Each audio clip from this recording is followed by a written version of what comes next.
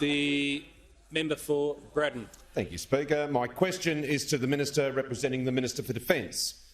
Will the Minister please update the House on how the Morrison government is securing the future of our nation by strengthening the future capability of the Australian Defence Force? The Minister representing the Minister for Defence. Thank you very much, Mr Speaker. I thank the honourable member for his question and thank him for his service to our country in uniform and for being a great champion for Tasmania.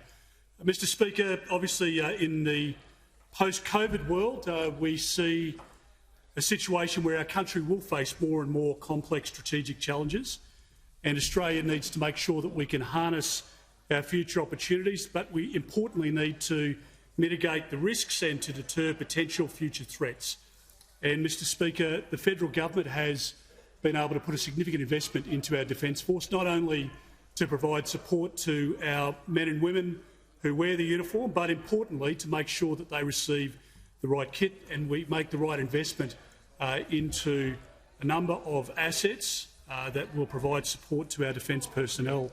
Mr Speaker, the 2020 Defence Strategic Update and the 2024 Structure Plan are key parts of the government's national security agenda, and we are backing our armed forces by investing $270 billion in defence capability over the next decade and restoring defence funding to over 2% of GDP. So, Mr Speaker, this not only provides a future of certainty for our country, where we can provide assurances to Australians about making them as safe as possible, but it also puts a significant amount of money into local businesses right across the country.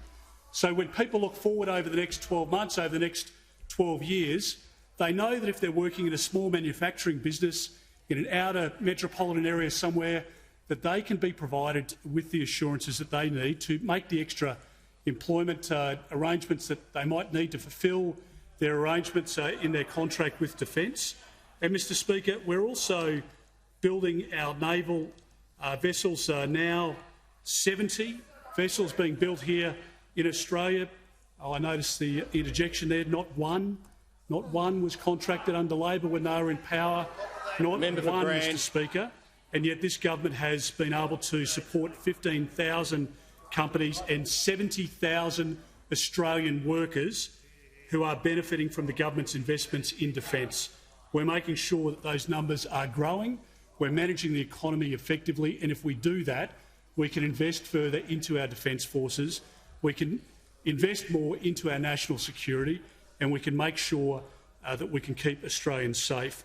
And the Morrison government, Mr Speaker, is absolutely committed to providing our ADF personnel the resources and the tools that they need to protect our nation into the near future and into the longer term.